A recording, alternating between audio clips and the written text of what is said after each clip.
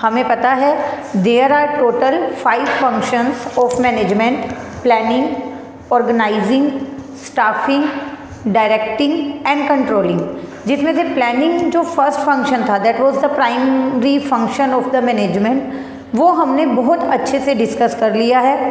Planning का each and every part जो भी था हमारे स्टडी मटेरियल में, जो हमारे सिलेबस में था, वो हमने सब कुछ डिस्कस किया है। प्लानिंग की फीचर्स, प्लानिंग की मेरिट्स, प्लानिंग की सिग्निफिकेंस, इम्पोर्टेंस प्लानिंग की, planning process, type of plans, ठीक है। बहुत सारे टाइप ऑफ प्लान्स थे जो हमने अपने लास्ट वीडियो में किए हैं। Objective, strategy, policy, budget, program, ठीक है। तो हर एक चीज़ हम जो है बहुत डिटेल में बहुत अच्छे से डिस्कस कर चुके हैं। आज हम अपना second function of management start करेंगे, जो कि है ऑर्गेनाइजिंग। इसके भी जितने भी टॉपिक्स रहेंगे वो हम 1 बाय 1 काफ़ी अच्छे से डिस्कस करेंगे, ठीक है स्टूडेंट्स। तो फर्स्ट ऑफ ऑल आपको इसका मीनिंग समझना है। ऑर्गेनाइजिंग का मीनिंग क्या है? Organizing refers to harmonious adjustment of various parts to achieve common objective. Organizing का मतलब होता है स्टूडेंट अलग अलग पार्ट्स में एडजस्टमेंट करना, सोच समझकर सभी की एक्टिविटीज़ को, सभी फंक्शंस को एडजस्ट करना, कोऑर्डिनेट करना। किस लिए? To achieve common objective. Common objective का मतलब होता है ऑर्गेनाइजेशनल ऑब्जेक्टिव। जो पूरी ऑर्गेनाइजेशन का ऑब्जेक्टिव है उसको अचीव करने के लिए हम जितनी भी एडजस्टमेंट्स करेंगे वो आएगा स्टूडेंट ऑर्गेनाइजिंग में, ऑर्गेनाइजेशनल ऑब्जेक्टिव, ठीक है। क्लियर है आपको? ऑर्गेनाइजिंग में मैंने आपको क्या बताया कि यहाँ पे ना हम एडजस्टमेंट करते हैं। लाइक मैंने प्लानिंग में फर्स्ट फंक्शन में मैंने प्लानिंग कर ली, उसमें मैंने सब कुछ पहले ही डिसाइड कर लिया, क्या करना है, कब करना है, कैसे करना है, सब कुछ डिसाइड कर लिया। अब हम एडजस्टमेंट करेंगे।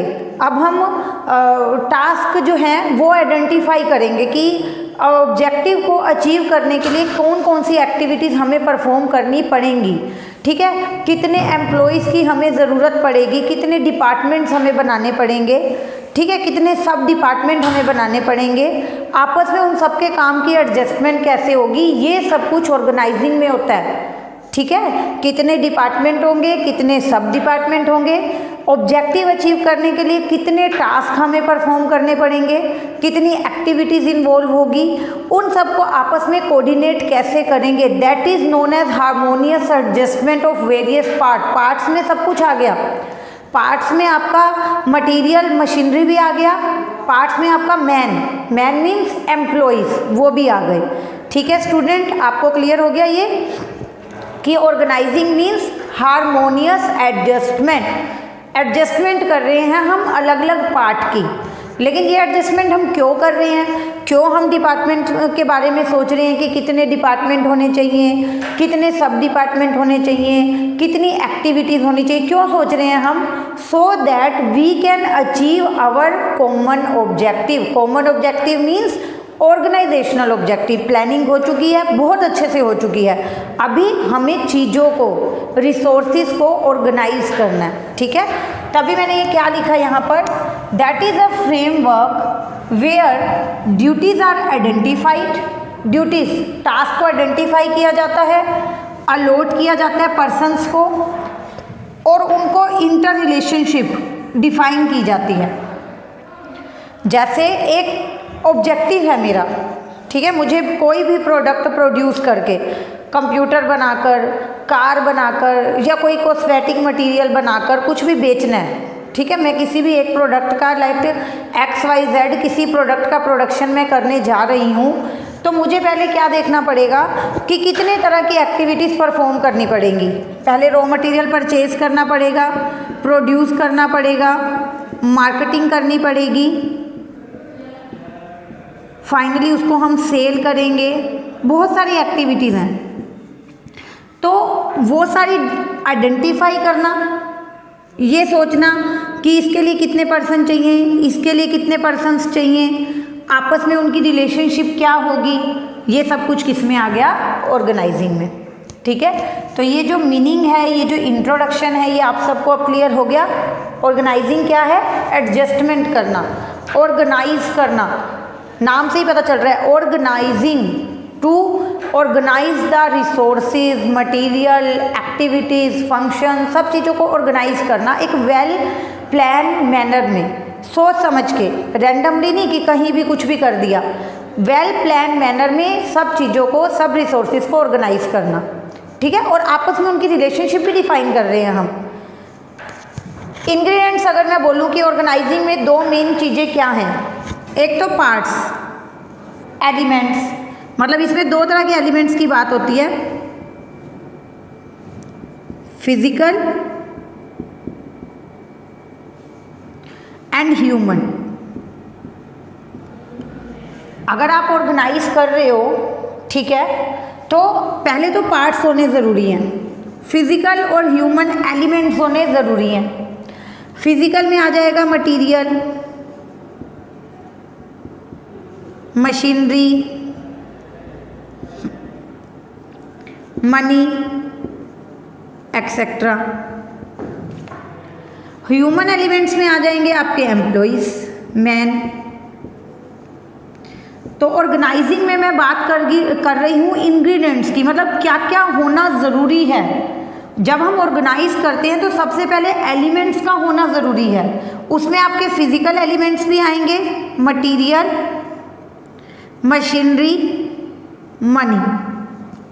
ह्यूमन रिसोर्सेज, ह्यूमन एलिमेंट्स भी आएंगे, जिसमें होता है मेनली मैन और वी कैन से एम्प्लॉइज। इन एलिमेंट्स का होना ज़रूरी है।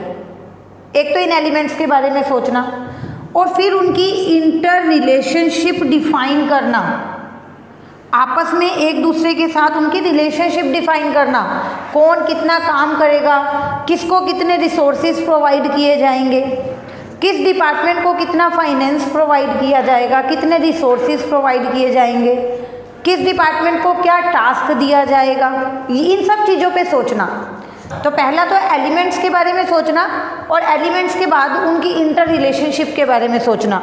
Who will be superior, who will be subordinate, who will be reporting to whom, कौन तो सुपीरियर होगा, कौन सबऑर्डिनेट होगा, कौन अपने काम की रिपोर्ट किसको देगा, like X and Y and Z. तो इस तरह से चैन बना दी, X Y Z, Z will be reporting to Y, Y will be reporting to X. तो इस तरह से ऑर्गेनाइजिंग में सब कुछ क्लियरली डिफाइन किया जाता है। Who is superior, who is subordinate, who is reporting to whom, कौन किसको बता रहा है कि हाँ जी सर आपने मुझे ये काम दिया था और मैंने ये काम कंप्लीट कर लिया है। ठीक है, ड्यूटीज़ असाइन की जाएंगी, एक्स वाई को ड्यूटी असाइन करेगा, फिर वाई जब वो काम हो जाएगा तो एक्स को बताएगा कि हाँ जी सर काम हो गया।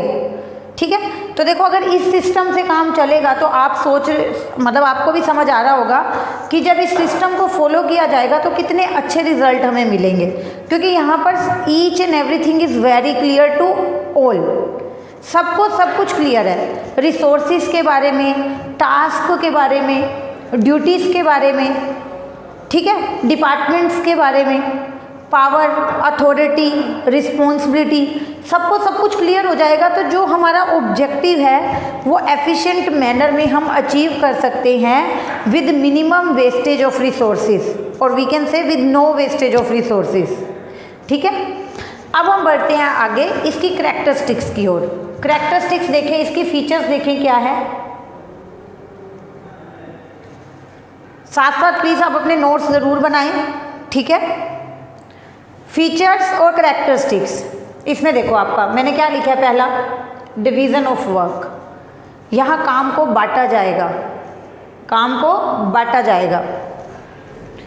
वर्क इज डिवाइडेड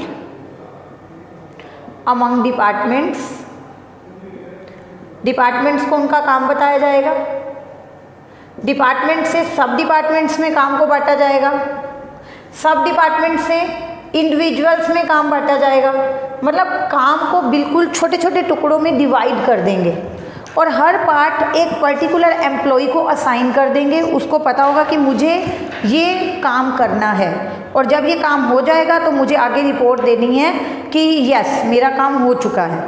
ठीक है, तो डिवीज़न ऑफ वर्क में हमें बताना है कि जो वर्क है, जो काम है, that will be divided into small parts. ठीक है, and each part is assign to a particular worker. इससे काम बिल्कुल क्लियर हो जाएगा, हर पर्सन को पता होगा कि मेरा क्या काम है। डिपार्टमेंट्स में बांटो, डिपार्टमेंट आगे सब डिवाइड करेंगे एम्प्लॉयज़ के अंदर काम को। ठीक है, और एम्प्लॉयज़ अपने काम को करेंगे जैसे उन्हें अलॉट किया गया। तो ऑर्गेनाइजिंग में सबसे पहले काम को बांटा जाता है, उसके बाद कोऑर्डिनेशन, सभी के काम को एक दूसरे के साथ कोऑर्डिनेट किया जाता है। इंटरडिपेंडेंस होती है वहाँ काम की। इंटरडिपेंडेंस कैसे होती है? फॉर एग्जांपल परचेज डिपार्टमेंट पहले रॉ मटेरियल मशीनरी परचेज करेगा, उसके बाद प्रोडक्शन डिपार्टमेंट उसको प्रोड्यूस करेगा, उसके बाद सेल्स डिपार्टमेंट उसको बेचेगा। अब आप खुद सोचो, जब तक परचेज डिपार्टमेंट रॉ मटेरियल खरीदता नहीं, वो प्रोड्यूस कैसे करेंगे प्रोडक्शन डिपार्टमेंट वाले, और जब तक ये प्रोड्यूस नहीं करेंगे तब तक ये बेचेंगे कैसे? That means here activities of all department are coordinated with each other. हर एक का काम दूसरे के काम पे डिपेंड है। यस, कोऑर्डिनेशन मीन्स आपस में उनकी डिपेंडेंस डिफाइन करना। इंटरडिपेंडेंट हैं सारे डिपार्टमेंट। जब तक ये खरीदेंगे नहीं, ये बना नहीं सकते, ये बनाएंगे नहीं तो ये बेच नहीं सकते। दैट मीन्स कि कोऑर्डिनेशन होना चाहिए, उनको मिल के चलना है। आपस में टाइम टू टाइम एक दूसरे के साथ कम्युनिकेट करो कि आपका कितना काम हो गया, हमारा कब शुरू होगा, इस तरह से, ताकि किसी भी तरह के डिस्प्यूट को, ठीक है, किसी भी तरह की ओवरलैपिंग को, किसी भी तरह की वेस्टेज को आप कम कर सकते हो। ठीक है, plurality of persons, simple, plurality of person, plurality means plural means more than one. तो यहाँ पर क्या होता है? There is group of persons, ये वर्ड यूज किया गया है फॉर ग्रुप ऑफ पर्सन्स। ऐसा नहीं है कि सिर्फ एक ही पर्सन होगा, एक ही तरह का कोई रिसोर्स होगा, एक ही तरह की कोई मशीन होगी। कंपनी में there are group of persons, number of resources, number of machines, बहुत कुछ होता है। ठीक है, तो इसीलिए ऑर्गेनाइजिंग की ज़रूरत, हारमोनियस एडजस्टमेंट की ज़रूरत वहीं पड़ती है where there is plurality of person, where there is group of person. तभी तो कोऑर्डिनेशन की ज़रूरत पड़ेगी, एडजस्टमेंट की ज़रूरत पड़ेगी। ठीक है, तो ऑर्गेनाइजिंग में always there is plurality of persons. Objective will remain common, individual का, डिपार्टमेंट का, हर किसी का जो ऑब्जेक्टिव है वो कॉमन रहेगा। सबका काम अलग है, सब अलग अलग काम कर रहे हैं, but they all are working for the achievement of common objective, for the organisational objective. काम सब अलग कर रहे हैं, कोई खरीदने में बिजी है, कोई बनाने में बिजी है, कोई पैकिंग में बिजी है, कोई बेचने में बिजी है, कोई ऐड दे रहा है, कोई मार्केटिंग कर रहा है, but why all they are working? To achieve the common objective, to achieve the organisational objective. Okay students, तो this is clear to you. Organisation is the machine of management. ठीक है, organising को क्या किया, organising को क्या कहा गया है student? A machine of management. Machine क्या होती है? जो सारा काम करती है। ठीक है, और मशीन में क्या होता है स्टूडेंट? अगर कोई एक भी पार्ट वर्किंग ना हो, कोई एक भी पार्ट उसमें मतलब कोई ब्रेक डाउन हो जाए, कोई भी एक पार्ट जो है वो ख़राब हो जाए, तो पूरी की पूरी मशीन जो है काम करना बंद कर देती है। यस, तो इसीलिए क्या कहा गया है कि organizing is a machine of management. Organizing में अलग अलग डिपार्टमेंट हैं, सब डिपार्टमेंट हैं, इंडिविजुअल है, और हर एक पार्ट को एफिशिएंटली काम करना ज़रूरी है। अगर कोई एक डिपार्टमेंट भी काम नहीं करेगा तो पूरे की पूरी मैनेजमेंट ख़राब हो जाएगी। अगर कोई एक भी पार्ट काम ना करे, अपने टास्क को पूरा ना करे टाइम पे, तो इससे बाकियों की वर्किंग भी अफेक्ट होगी और इससे ओवरऑल मैनेजमेंट पे अफेक्ट पड़ेगा। ठीक है, अ मशीन ऑफ मैनेजमेंट।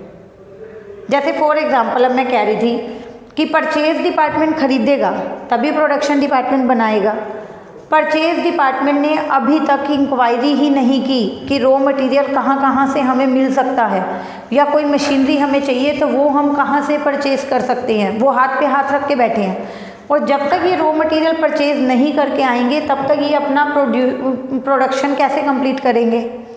या इन्होंने परचेज़ करके रॉ मटेरियल इनको दे दिया पर ये प्रोडक्शन ही नहीं कर रहे, इनके पास वर्कर ही नहीं है, या जो मशीनरी इनके पास थी वो ख़राब हुई पड़ी है, इन्होंने आगे कोई भी इंफॉर्मेशन ही पास ऑन नहीं की कि मशीनरी ख़राब है, नई इंस्टॉल करनी पड़ेगी या इसकी रिपेयरिंग करवानी पड़ेगी। उन्होंने ऐसी कोई भी इंफॉर्मेशन पास ऑन नहीं की।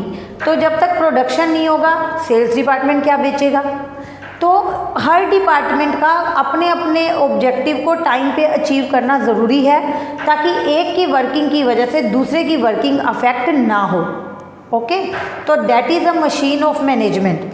Organising is a machine of management. और इसका जो हर पार्ट है that should be in workable condition. कोई भी पार्ट अगर इल ट्रीट हुआ, किसी ने मिस मैनेजमेंट की, अपना टाइम पे काम पूरा नहीं किया, तो बाकियों के काम पे भी अफेक्ट पड़ेगा। उसके बाद है वर्टिकल एंड हॉरिजॉन्टल रिलेशनशिप। मतलब रिलेशनशिप जो है वर्टिकल और हॉरिजॉन्टल दोनों तरीके से होती है। डिपार्टमेंट टू डिपार्टमेंट भी होती है, डिपार्टमेंट टू डिपार्टमेंट भी होती है। मतलब परचेज डिपार्टमेंट का मैनेजर और सेल्स डिपार्टमेंट का मैनेजर, उन दोनों की भी आपस में एक रिलेशनशिप होगी। एक दूसरे के साथ वो कम्युनिकेट करेंगे, एक दूसरे के साथ इंटीमेट करेंगे कि कब होना है काम, या कब हो गया, या कितना बाकी है, या कैसे करेंगे इस काम को। तो डिपार्टमेंट टू डिपार्टमेंट भी रिलेशनशिप होगी। ये परचेज डिपार्टमेंट है, ये प्रोडक्शन डिपार्टमेंट है, दोनों में कम्युनिकेट होगा, दोनों में एक रिलेशनशिप होगी। और ठीक है, वर्टिकल रिलेशनशिप मतलब up to down and top to up, sorry top to bottom and bottom to top, वो रिलेशनशिप भी होगी। मतलब परचेज डिपार्टमेंट में ही लगा लो आप, परचेज डिपार्टमेंट का मैनेजर होगा, फोरमैन होगा, वर्कर्स होंगे। ठीक है, तो top to bottom and bottom to top ये रिलेशनशिप भी है, और डिपार्टमेंट टू डिपार्टमेंट भी रिलेशनशिप है।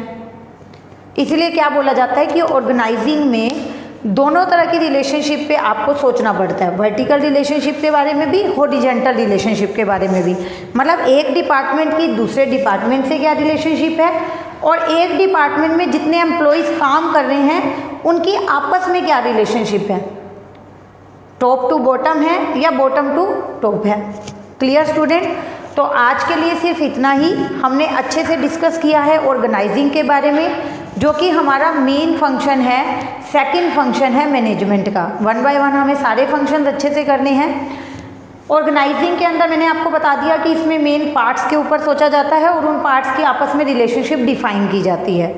इसमें काम को बांटा जाता है, आपस में उन्हें कोऑर्डिनेट किया जाता है, प्लूरैलिटी ऑफ पर्सन्स होती है, मीन्स ग्रुप ऑफ पर्सन होता है वहाँ पर। उन सब का ऑब्जेक्टिव क्या रहता है, common, that is the machine of management, जिसका हर पार्ट वर्केबल कंडीशन में होना चाहिए। कोई भी एक पार्ट वर्किंग नहीं है तो बाकी पार्ट्स भी अपना काम टाइम पे पूरा नहीं कर पाएंगे। और that is vertical and horizontal relationship. Last में ऑर्गेनाइजिंग में आपको हर तरह की रिलेशनशिप के बारे में सोचना पड़ता है।